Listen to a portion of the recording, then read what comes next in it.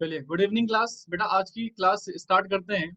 जैसे कि हमने लास्ट क्लास में बेटा स्टाफिंग का चैप्टर नंबर 6 का यूनिट 1 कंप्लीट कर लिया था। राइट, ऑलमोस्ट हमारा यूनिट 1 कंप्लीट हो गया था।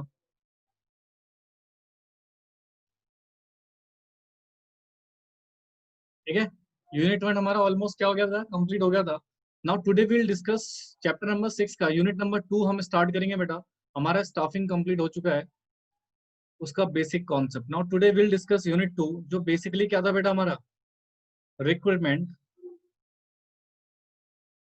जिसमें बेसिकली हमें क्या पढ़ना था बेटा, इसके meaning and sources. Meaning and sources. ठीक है, तो ये चीज हमें बेसिकली आज डिस्कस करनी है, तो बिल्कुल ध्यान दीजिएगा। ये बच्चे टाइम पे आते हैं, बीच बीच में डिस्टर्ब कर रहे थे ना। तो सबसे पहले क्वेश्चन आता है सर, रिक्वायरमेंट होती क्या है, कॉन्सेप्ट क्या है इसका। ठीक है, सबसे पॉइंट तो यही है। तो सबसे पहले बेटा इसका कॉन्सेप्ट सुनिएगा, फिर हम इसके थ्योरिकल पार्ट्स को डिस्कस करेंगे। देखो जी, मान लो ये है ऑर्गेनाइजेशन, दिस इज ऑर्गेनाइजेशन। ठीक है जी, अब इस ऑर्गेनाइजेशन में एक स्ट्रक्चर होता है जिसको हम बोलते हैं ऑर्गेनाइजेशनल स्ट्रक्चर, जिसके थ्रू बेटा बहुत सारी डिफरेंट पोस्ट हम क्रिएट करते हैं। पोस्ट क्रिएशन, राइट, यानी कि डिफरेंट पोस्ट क्रिएशन होती है बेटा।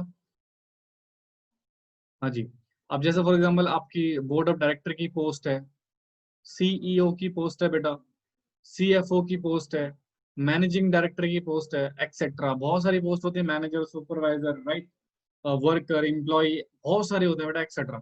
अब क्वेश्चन ये आता है सर, ये वेकेट पोस्ट है, खाली पोस्ट है बेटा, तो इनको फिल करने के लिए हमें कुछ पीपल्स भी तो चाहिए। सम पर्सन्स आर अवेलेबल। पर्सन्स की क्या चाहिए बेटा, अवेलेबिलिटी। यस और नो। नाउ क्वेश्चन आता है सर, इस पर्सन की अवेलेबिलिटी कैसे करी जाए इन पोस्ट को फिल करने के लिए। यानी कि पोस्ट की फुलफिल करने के लिए, पोस्ट को फिल करने के लिए बेटा we required some persons, right. हमें कुछ व्यक्तियों की जरूरत पड़ती है बेटा। नाउ क्वेश्चन आता है सर, ये व्यक्ति आए कहाँ से। तो इसका प्रोसेस होता है बेटा रिक्रूटमेंट का। क्या होता है बेटा, रिक्रूटमेंट। तो रिक्रूटमेंट एक ऐसा प्रोसेस है जिसका बेसिक काम क्या है बेटा, पीपल्स की अवेलेबिलिटी को इंश्योर करना। यानी कि लोगों की अवेलेबिलिटी को क्या करना बेटा, इंश्योर करना। सर तो बेसिकली अगर लोग होंगे तो उन्हीं में से बेटा हम बहुत सारे पर्सन को क्या करेंगे बेटा, सिलेक्ट करके अपॉइंट करेंगे। तो अगर मैं रिक्रूटमेंट का बेसिक कॉन्सेप्ट बोलूं तो बेसिक कॉन्सेप्ट ये बेटा, जितने भी ऑर्गेनाइजेशन में हमारे पोस्ट क्रिएट होते हैं, राइट, उन वेकेट पोस्ट को, यानी कि जो खाली पद हैं बेटा, पोस्ट हैं, उनको फिल करने के लिए, भरने के लिए, अपॉइंट करने के लिए पर्सन, तो पर्सन की रिक्वायरमेंट को बेटा फुलफिल करने का काम किसका होता है, हमारा। The basically belongs to the recruitment. तो रिक्रूटमेंट में हम यही पढ़ेंगे, लोगों को कैसे अवेलेबल करा जाए, राइट, कैसे उन क्वालिफाइड पर्सन को अपने सामने लेकर आ जाए कि हाँ जी, उनमें से हम बहुत सारे लोगों को सिलेक्ट करके बेटा कंपनी का एम्प्लॉय बना सके। राइट, तो बेसिक सिचुएशन यही है बेटा, इसका कॉन्सेप्ट। राइट, तो कॉन्सेप्ट समझ में आया बेटा बेसिकली आपको। हाँ जी, would you clear the concept, फटाफट से इसको नोट कर लो। कॉन्सेप्ट क्लियर हुआ। बेसिकली रिक्रूटमेंट है क्या बेटा, तो फटाफट से इसको नोट कीजिए, फिर इसका आगे का थ्योरेटिकल पार्ट पढ़ाऊंगा। जल्दी नोट करो उसको, जल्दी से एकदम।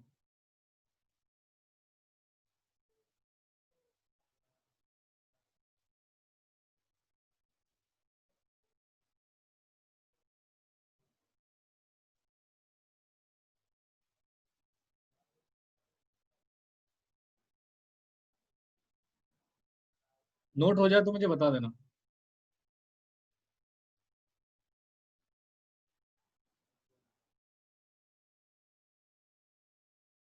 बेटा ये ऑर्गेनाइजेशन एक स्ट्रक्चर है, ठीक है, जहां पर डिफरेंट पोस्ट क्रिएशन करते हैं बेटा। बोर्ड ऑफ डायरेक्टर्स का, चीफ एग्जीक्यूटिव ऑफिसर का, चीफ फाइनेंशियल ऑफिसर का, मैनेजिंग डायरेक्टर का, जो कि एक वेकेंट पोस्ट होती है। ठीक है, इनको फिल करने के लिए बेटा हमें कुछ पर्सन्स की अवेलेबिलिटी चाहिए, राइट। तो इन पर्सन्स की अवेलेबिलिटी को इंश्योर करने का काम किसका है बेटा, रिक्रूटमेंट प्रोसेस का। ठीक है, तो this is the basic concept. अब देखो थ्योरी पढ़ते हैं बेटा, बिल्कुल ध्यान से सुनिएगा, कंसंट्रेशन से। फटाफट से हेडिंग लिखो, हेडिंग लिखो बेटा, रिक्रूटमेंट का मीनिंग। रिक्रूटमेंट का मतलब क्या होता है इसको देखते हैं, तो फटाफट से लिखेंगे बेटा।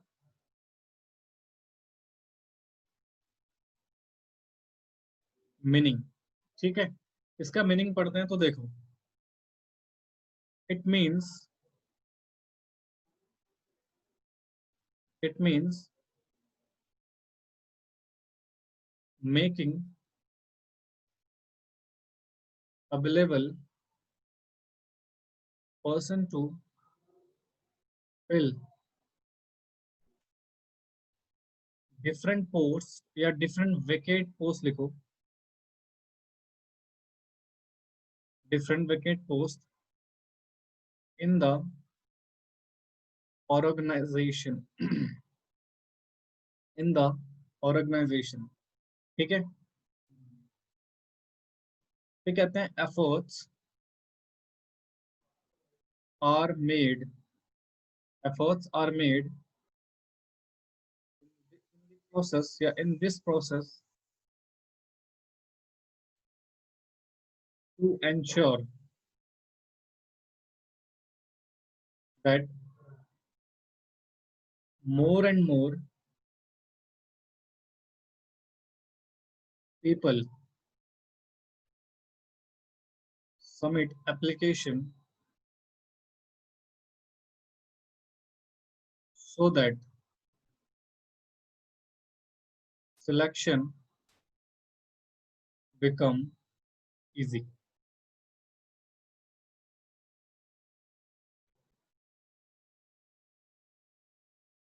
So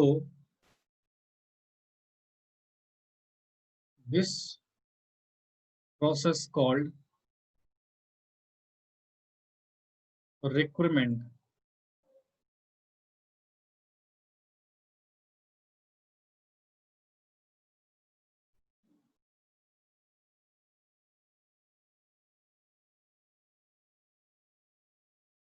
चलो बेटा नोट करो इसको, इसको नोट कीजिए फटाफट से।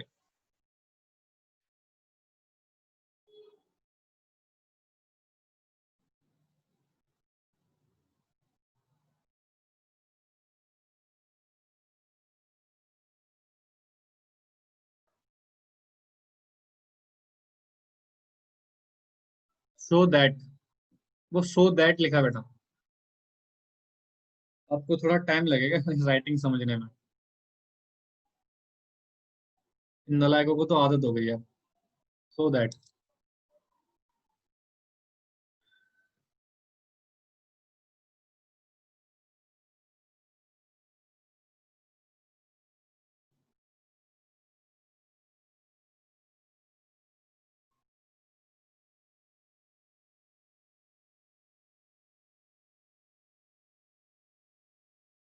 Thank you. देखा बेटा एवरीवन, ये सेक्शन लिख दिया था बेटा, यहाँ पे सिलेक्शन कर लेना।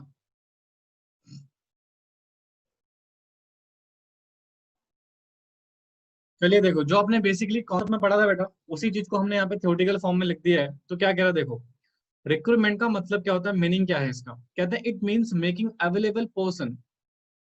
इसका मतलब क्या है बेटा, लोगों को अवेलेबल करवाना to fill the different vacate post, यानी कि जो खाली पद पड़े हैं, पोस्ट पड़े हैं बेटा, उनको फिल करने के लिए, राइट, उनको फिलफिल करने के लिए, उनको दैट इज अपॉइंटमेंट के लिए बेटा ऑर्गेनाइजेशन में, राइट, जो हम एफर्ट्स करते हैं, जो प्रोसेस एग्जीक्यूट करते हैं, यानी कि उसी को हम क्या बोलते हैं बेटा, रिक्रूटमेंट, यानी कि लोगों को अवेलेबल करवाना ही बेटा रिक्रूटमेंट है, ठीक है। फिर कहते हैं efforts are made in this process, इस प्रोसेस में हम एफर्ट्स करते हैं टू एंश्योर दैट, हम एंश्योर करते हैं बेटा more and more peoples submit application so that selection become easy. देखो, यानी कि बेसिकली सिचुएशन क्या है सर, इस प्रोसेस में हम एफर्ट्स करते हैं, मेहनत करते हैं, किसके लिए, ताकि ज्यादा से ज्यादा लोग आए और अप्लाई करें।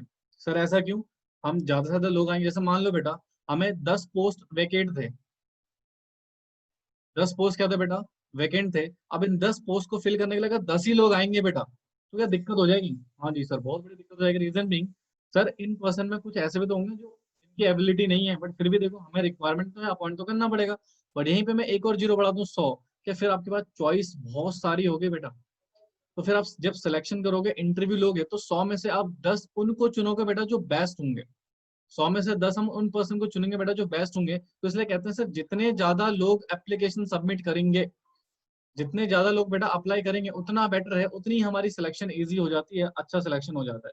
तो इसी प्रोसेस को बेटा हम क्या बोलते हैं, रिक्रूटमेंट। तो बेसिकली क्रक्स पॉइंट क्या निकल के आता है सर, क्रक्स निकल के आता है कि सर जब हम किसी भी पर्सन, किसी भी वेकेंट पोस्ट को फुलफिल करना चाहते हैं, फिल करना चाहते हैं, उसके लिए जो पर्सन की अवेलेबिलिटी है बेटा वो होती है रिक्रूटमेंट के अंदर। यहाँ पर एफर्ट्स करे जाते हैं कि ज्यादा से ज्यादा लोग आए और एप्लीकेशन भरें, ताकि हमारे पास बेटा चॉइस बहुत सारी हो, और उसमें से हम बेस्ट पर्सन को क्या करें बेटा, सिलेक्ट कर सकें बेटा अपनी ऑर्गेनाइजेशन के लिए।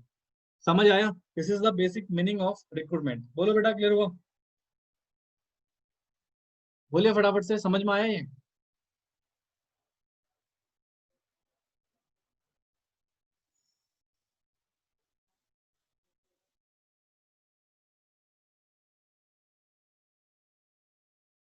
चलो बहुत अच्छा। अब सर इसमें प्रोसेस, अभी आपने बोला था ना रिक्रूटमेंट एक प्रोसेस है, तो नेक्स्ट टॉपिक यही है बेटा, लिखो प्रोसेस ऑफ रिक्रूटमेंट। रिक्रूटमेंट, इसको रिक्रूटमेंट भी बोला जाता है। तो सर प्रोसेस कैसे होगा, some stops must be include in this.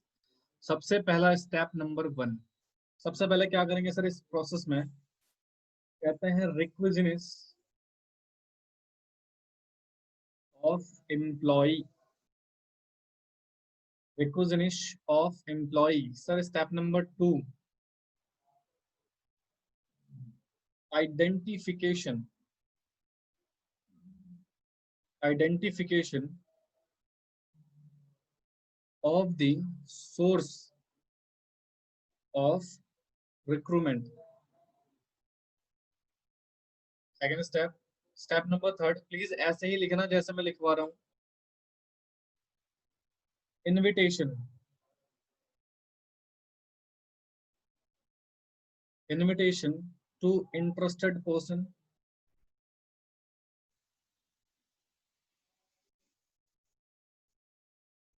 Step number 4, preparing the list of deserving applicant.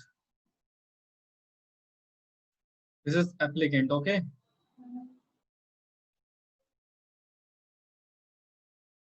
इसको लिखो, फिर समझा दूं मैं आपको।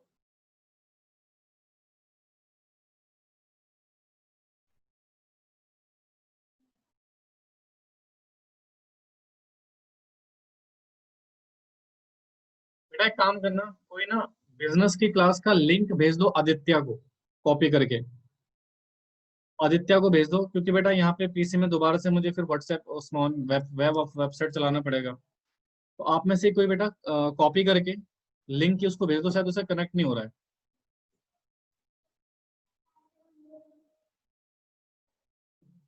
आदित्य मिश्रा को।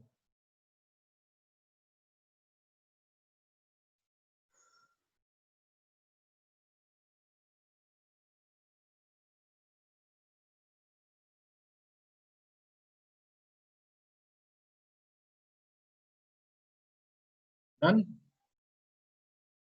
लिखा बच्चों?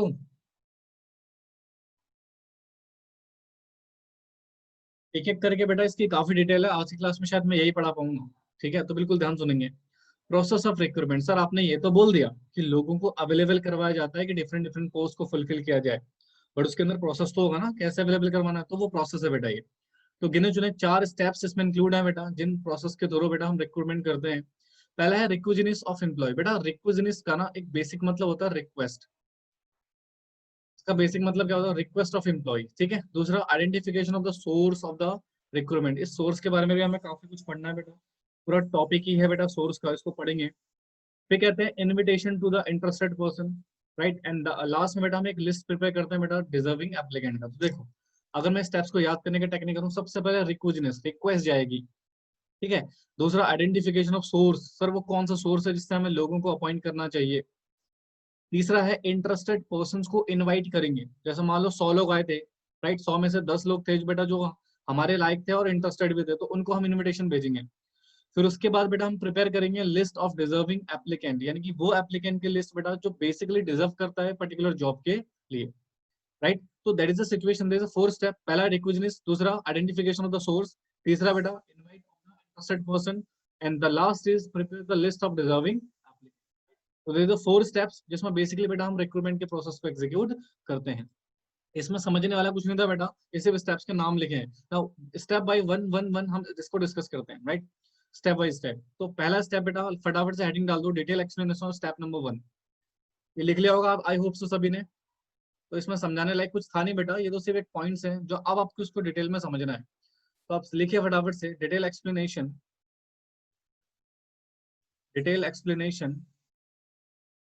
Of step 1। यानी कि अब हम स्टेप 1 को डिटेल में डिस्कस करेंगे। तो पहले बिल्कुल ध्यान से देखिएगा, क्या था बेटा सबसे पहला step, requisition of employees, requisition of employ, right, this is the first step.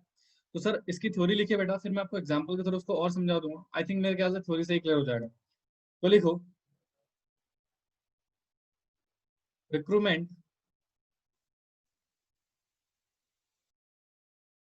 Process begins with the requisition of employees। कहते हैं after determining the need of employees in their respective department। बेटा मैंने डिपार्टमेंट शॉर्ट में लिख रहा है, पूरा लिखना।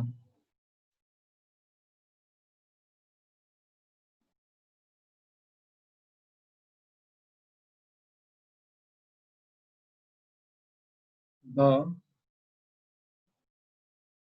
departmental manager bring it to the notice of personnel manager। चलिए नोट कीजिए इसको।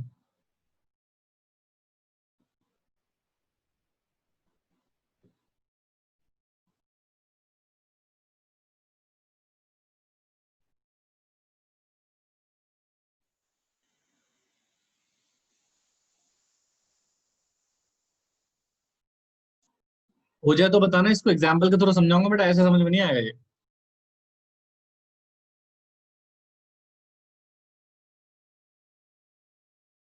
नोट करो फटाफट से। मैनेजर है बेटा, मैनेजर, दिस इज मैनेजर।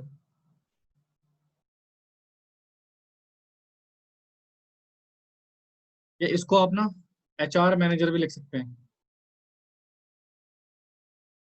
हो गया ना। तो देखो इसका एग्जाम्पल देखो बेटा, हमारा ऑर्गेनाइजेशन है। अब ऑर्गेनाइजेशन में डिपार्टमेंट्स हैं, department 1, department 2, department 3, department 4, right. सुनिएगा प्लीज ध्यान से। इन डिपार्टमेंट्स में कुछ रिक्वायरमेंट्स होगी बेटा। ये सारे डिपार्टमेंट की क्या होगी बेटा, रिक्वायरमेंट ऑफ एम्प्लॉय।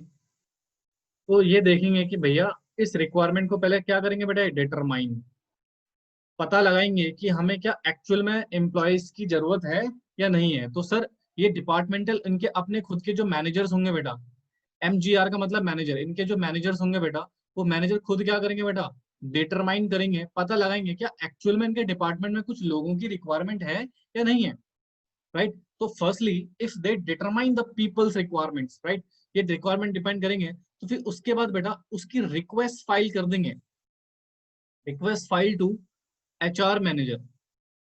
इसको बेटा एचआर मैनेजर को एक रिक्वेस्ट दे देंगे कि सर हमें ना इतने नंबर ऑफ एम्प्लॉय चाहिए।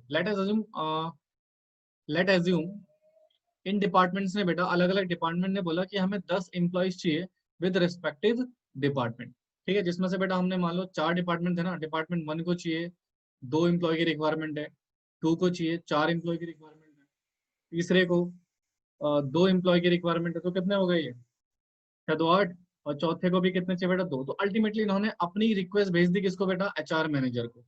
तो यहाँ से बेटा रिक्वेस्ट जो हमारा रिक्रूटमेंट का प्रोसेस है ना वो शुरू हो जाता है। तो अल्टीमेटली सर जब डिपार्टमेंटल हेड्स अपनी रिक्वेस्ट फाइल करते हैं बेटा किसको, एचआर मैनेजर को, इसी को बोलते हैं बेटा रिक्विजिनिश ऑफ एम्प्लॉय। यानी कि एम्प्लॉयज के रिगार्डिंग जो रिक्वेस्ट जाती है बेटा, क्योंकि अपॉइंटमेंट का काम तो इसी का है ना, डिपार्टमेंटल मैनेजर थोड़ी अपॉइंट करेंगे, वो तो सिर्फ रिक्वेस्ट भेज देंगे एचआर मैनेजर को कि भैया इतने इतने एम्प्लॉयज की हमें जरूरत है।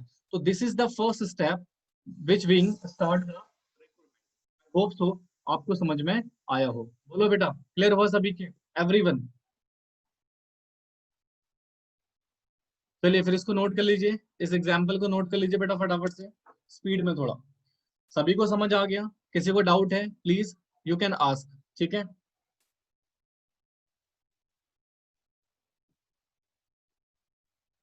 बोल बोल के गला बैठ जाता है। चलो उसको नोट करो जल्दी से, स्क्रीनशॉट भी ले लेना और नोट भी कर लेना ताकि आपका छूटे ना किसी का। दोनों काम कर लिया करो, स्क्रीनशॉट भी और नोट भी। इससे क्या होगा, नोटिंग भी हो जाएगी और कभी छूट गया तो वो स्क्रीनशॉट तो है ही। समझदार बने, समझदार। तो पहला स्टेप आई होप आपको समझ में आया होगा। डेफिनेटली बेटा जब मैंने स्टेप नंबर वैसे ही लिखवाया होगा आपकी थोड़ा भावना अलग जा रही होगी। रिक्विजिनेस और एम्प्लॉय, यानी कि एम्प्लॉय रिक्वेस्ट करेंगे जॉब के लिए। आई थिंक सो आप में से बहुत सारे बच्चे ऐसा सोच रहे होंगे। ठीक है, बट होप्स हो कि अब आपको समझ में आ गया हो रिक्विजिनेशन ऑफ एम्प्लॉय एक्चुअल में है क्या। ठीक है, चलिए नेक्स्ट पॉइंट पे चलें, लिख लिया ये? सर आपको बहुत जल्दी होती है, क्या करें बेटा, सिलेबस भी तो आपका बहुत सारा है।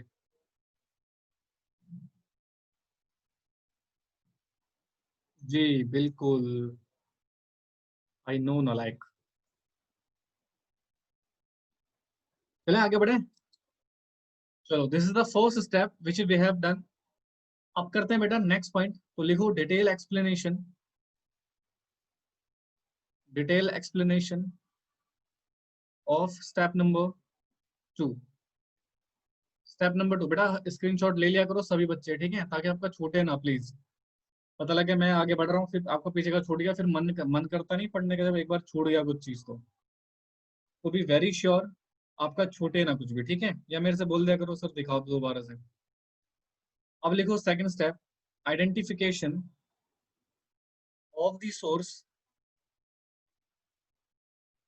Of recruitment. अगेन पहले इसकी थ्योरी लिखिए, फिर definitely will gone through the example.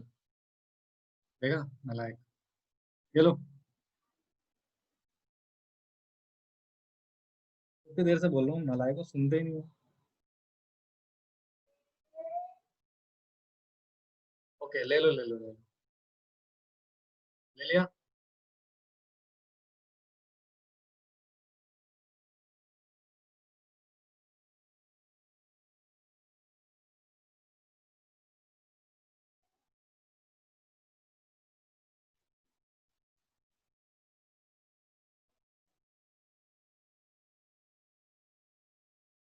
चलो identification of source of recruitment, ठीक है। अब हम सर आइडेंटिफाई करते हैं सोर्स ऑफ रिक्रूटमेंट का। अगेन बेटा पहले आप इसकी थ्योरी लिखिए, फिर हम इसको समझेंगे ऑन एग्जांपल। कहते हैं ऑन रिसिप्ट्स ऑफ रिक्विजिनिश, ले लिया था ना स्क्रीनशॉट,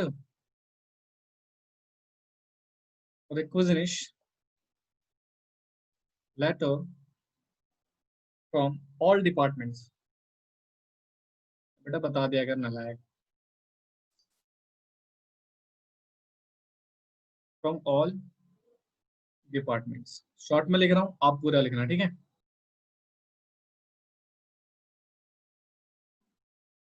द एचआर मैनेजर, जहां जहां मैं शॉर्ट में लिखूं आप लोग पूरा लिखोगे, ठीक है। By virtue of his knowledge,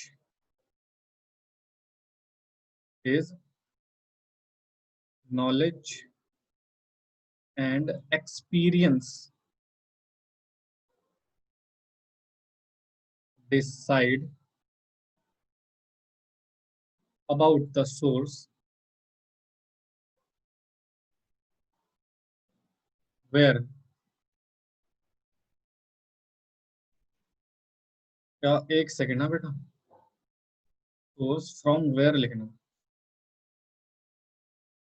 from where to make available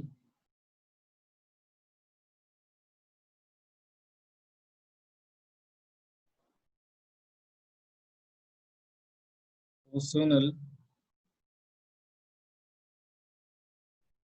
processing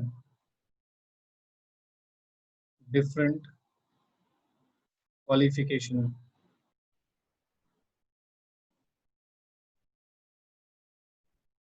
चलो लिखो इसको।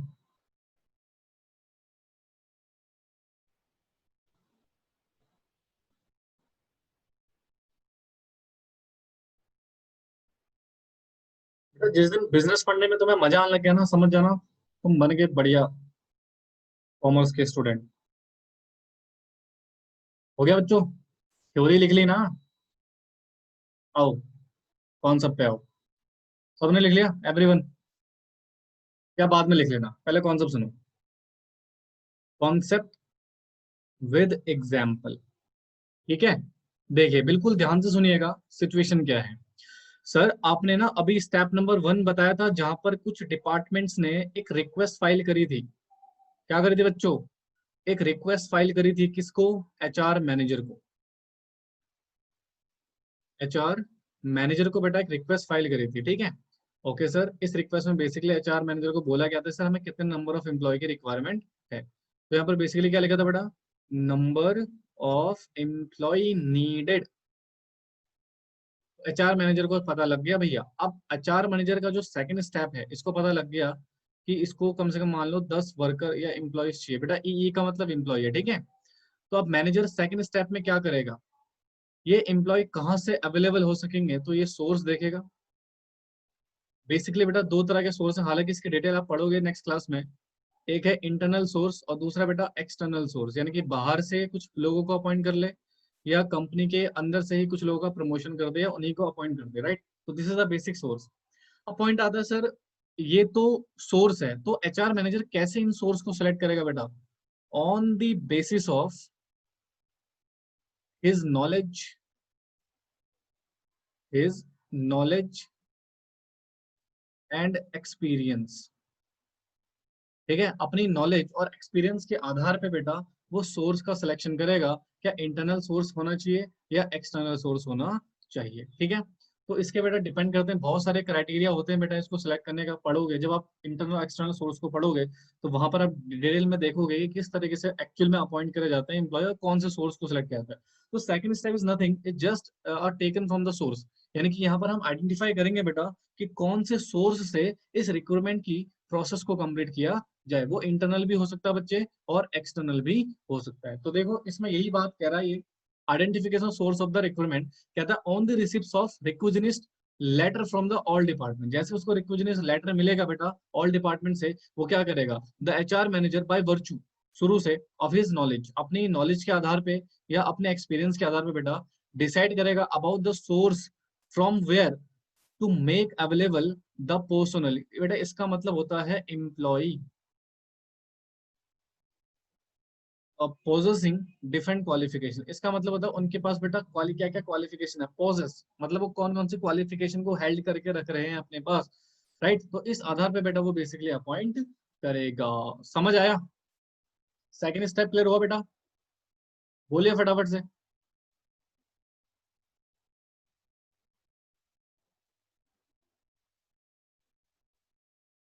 एवरीवन प्लीज सारे बोला करो। बहुत सारे बच्चे तो नालायक डिस्कनेक्ट हो गए, आई थिंक बारिश की वजह से नेटवर्क प्रॉब्लम चल रही है। चलो ठीक है, तो ये लो फिर इसको नोट कर लो एग्जाम्पल को फटाफट से।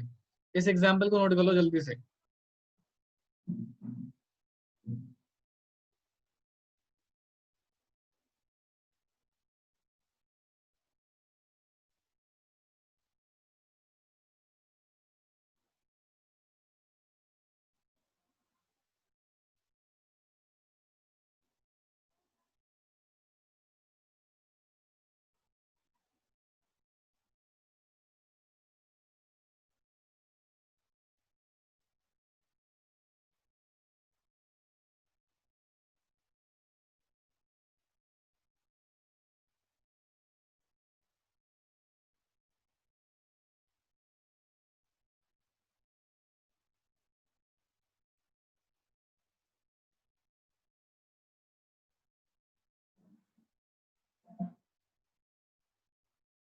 बेटा मैनेजर के नीचे लिखा हुआ है एम्प्लॉय, 10 एम्प्लॉयज, 10 एम्प्लॉयज लिखा हुआ। ओके ओके, दे देंगे जी। लिखा है, सभी का हो गया, डन विद दिस।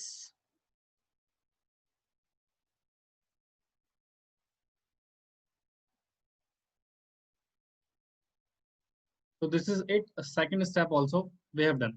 ठीक है बेटा, सारे बच्चे बोलो लिख लिया तो हटाओ इसको।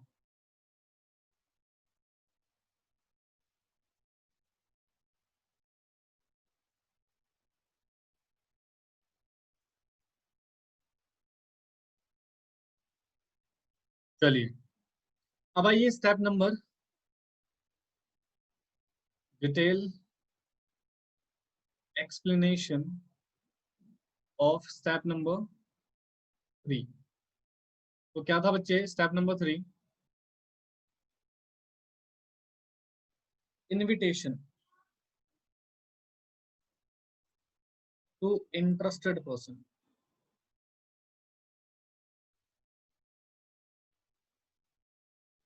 इस स्टेप में बेटा बेसिकली हम इनविटेशन भेजेंगे किसको, इंटरेस्टेड पर्सन को। तो फटाफट से पहले आप थ्योरी लिख लीजिए।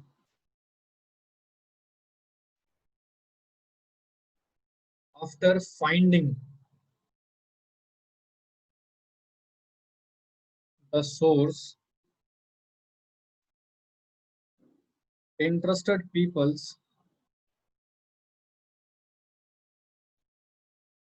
are invited to apply for different jobs.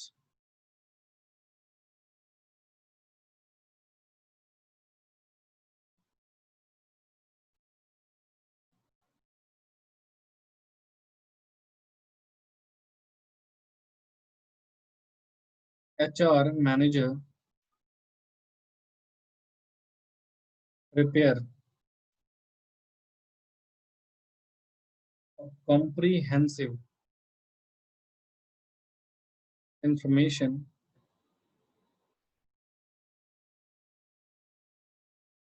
sharing following detail.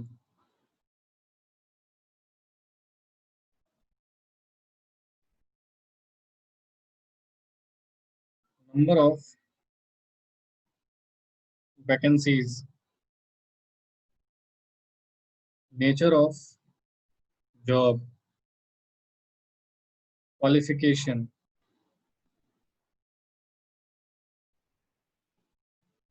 required,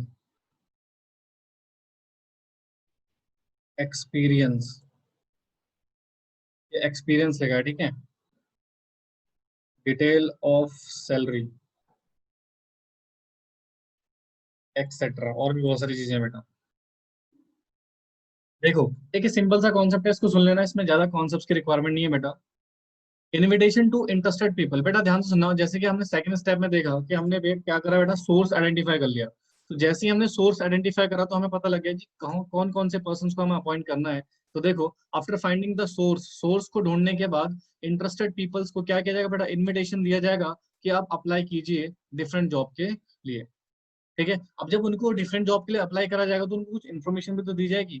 तो जो एचआर मैनेजर होगा बेटा वो एक लिस्ट प्रिपेयर करेगा जिसको बोलते हैं कॉम्प्रिहेंसिव स्टेटमेंट या कॉम्प्रिहेंसिव इन्फॉर्मेशन, जिसमें बेसिकली होगा नंबर ऑफ वैकेंसीज, कंपनी में कितनी वैकेंसीज हैं, नेचर ऑफ जॉब, जॉब किस नेचर का है बेटा, ठीक है, क्वालिफिकेशन क्या चाहिए उस जॉब के लिए, आपके पास कितना एक्सपीरियंस होना चाहिए, कितनी आपको सैलरी मिलेगी। तो ये सारी चीजें बेटा एप्लीकेशन में दी जाएगी, आपको इन्फॉर्मेशन दी जाएगी। उसके बाद आप बेसिकली क्या करोगे बेटा, अप्लाई करोगे, हाँ जी ठीक है मुझे जॉब करना है, ठीक है, तो आप अप्लाई करोगे, फिर उसके बाद सेकंड स्टेप आपको फॉलो होगा। तो इस वाले स्टेप में जनरली हम करते कुछ नहीं बेटा, जो इंटरेस्टेड पर्सन होते हैं उनको बेटा एप्लीकेशन इनवाइट, उनको बोलते हैं कि भैया आप अप्लाई करो फटाफट से जॉब के लिए, इस जॉब के लिए अप्लाई करो और उस जॉब की इन्फॉर्मेशन आपको प्रोवाइड करा दी जाएगी। लोगों के पास बेटा वो जॉब की इन्फॉर्मेशन जाएगी, they will applying for the job. I think ये समझ में आ गया होगा बेटा, it's a very easy concept, बोलो फटाफट से, क्लियर हुआ है एवरीवन?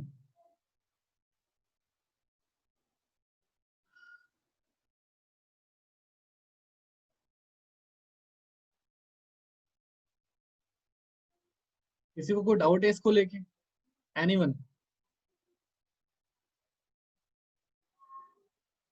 तो इसमें मेरे ख्याल से एग्जाम्पल या कॉन्सेप्ट कराने की जरूरत है नहीं बा। ठीक है, तो step number 3 almost done. Now come to the point. अगला स्टेप, स्टेप नंबर 4। तो लिखो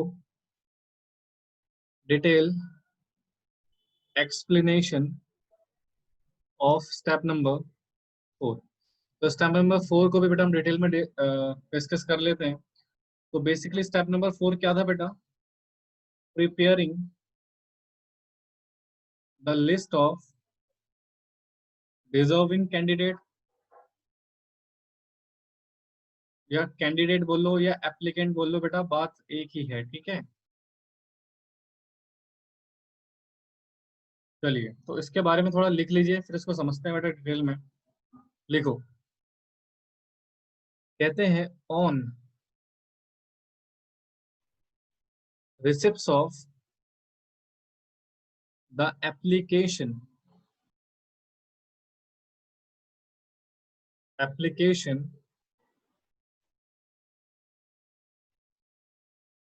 the same are verified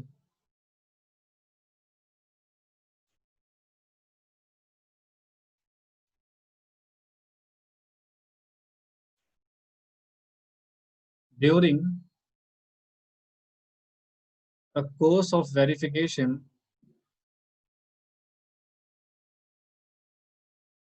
Application are divided into two parts.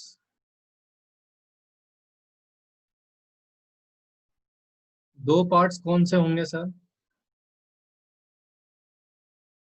कहते हैं one part consist of those application which fulfill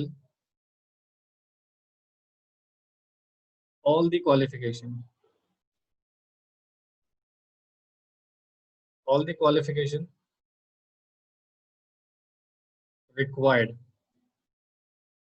by organization. ठीक है, and second part या other part भी लिख सकते हो बेटा इसको। Other part consist those applications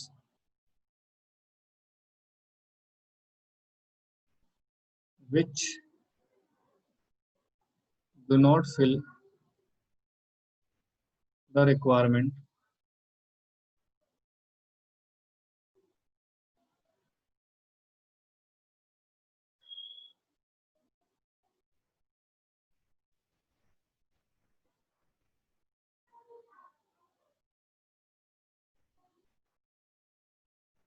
on that basis.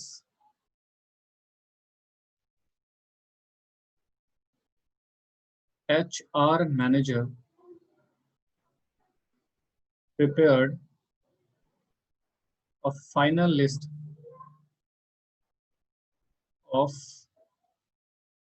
deserving applicant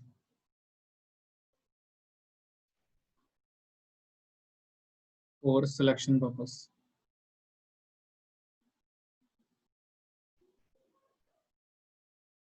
लिखो बेटा इसको।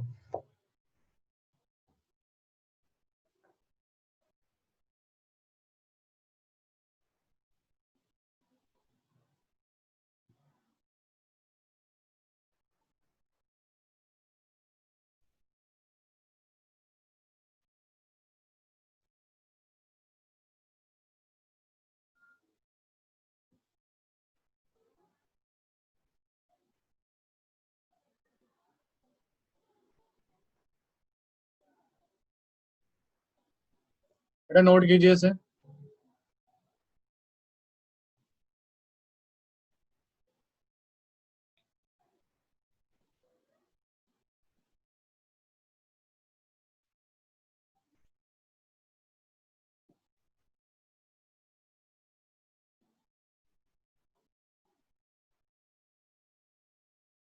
हो गया, सभी का हो गया।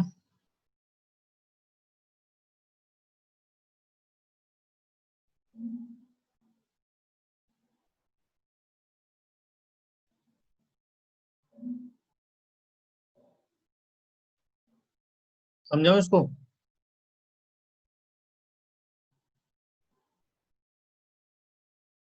ठीक है, देखो एग्जाम्पल के थ्रू समझेंगे बेटा इसको, बिल्कुल ध्यान से सुनिएगा। अब सर हुआ क्या, दिस इज द ऑर्गेनाइजेशन।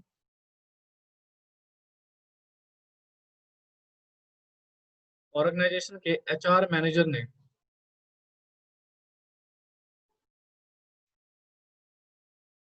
ठीक है, एचआर मैनेजर ने बेटा क्या किया था, लेटर इश्यू किया था बहुत सारे लोगों को कि आइए भैया अप्लाई कीजिए। तो कहते हैं सर मैनी पर्सन्स, इन्होंने अप्लाई करा बेटा, अप्लाई किया, ठीक है। अब एप्लीकेशन, इसमें दो चीज आएंगे बेटा, एक तो एप्लीकेशन, और उस एप्लीकेशन के साथ आप अपनी क्वालिफिकेशन को अटैच करेंगे। ठीक है, अपनी क्वालिफिकेशन को क्या करेंगे बेटा, अटैच करेंगे। तो एचआर मैनेजर के पास बेसिकली मैनी एप्लीकेशन आ गए बेटा।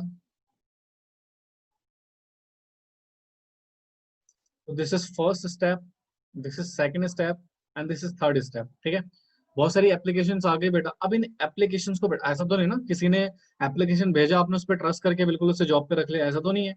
तो यहाँ पर आप क्या करोगे जनरली बेटा, कैजुअल वेरिफिकेशन। ऑब्वियस सी बात है ना, बिना वेरिफिकेशन के तो हम किसी को जॉब पे रख सकते हैं, तो हमने यहाँ पे करेंगे उसकी वेरिफिकेशन। अब जब उसकी वेरिफिकेशन होगी ना, तो उसमें से बेटा क्या होगा, कुछ एप्लीकेशन अलग हो जाएंगे, कुछ एप्लीकेशन अलग हो जाएंगे। मान लो फर्स्ट में वो एप्लीकेशन होंगे बेटा जिन्होंने रिक्वायरमेंट फुलफिल करी है, यानी कि क्वालिफिकेशन क्या करी है बेटा, इन्होंने फुलफिल करी है, पूरी क्वालिफिकेशन यानी कि complete qualification as per requirement.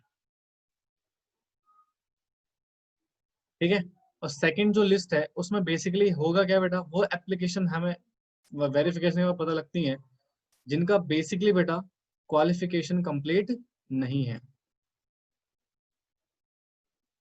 Not complete. अब क्वेश्चन आता है सर यहाँ पर फिर होगा क्या, तो डेफिनेटली एचआर मैनेजर बेटा एक फाइनल लिस्ट प्रिपेयर करेगा। तो वेरिफिकेशन कर ली, वेरिफिकेशन के बाद स्टेप नंबर 4 में एक फाइनल लिस्ट बनेगी। अब वो ऑब्वियसली बात है, उस फाइनल लिस्ट में कौन रहेंगे बेटा, ये फर्स्ट फर्स्ट वाले पर्सन, फर्स्ट पार्ट वाले पर्सन जिन्होंने क्वालिफिकेशन फिल। अभी भी बेटा कंपनी में एम्प्लॉयमेंट में अपॉइंटमेंट नहीं हो रही है, पहली बात बता दूं। अभी सिर्फ डिजर्विंग एप्लीकेंट को हमने क्या कर लिया बेटा, अलाउ कर दिया जी, ठीक है। अब इन पर्सन को अगले प्रोसेस में भेजा जाएगा जहां पर होता है सिलेक्शन का प्रोसेस, वो पढ़ेंगे यूनिट नंबर 3 में। तो बेसिकली सिचुएशन क्या थी सर, एचआर मैनेजर के बहुत बहुत सारी एप्लीकेशन आई, उन एप्लीकेशन को हमने देखा, वेरीफाई किया।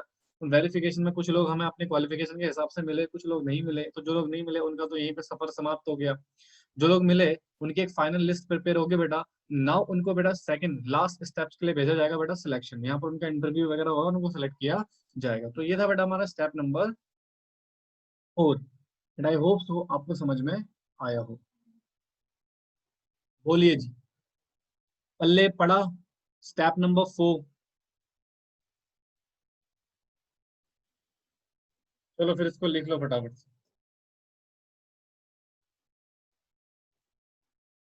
इसको नोट कर लीजिए बेटा फटाफट से।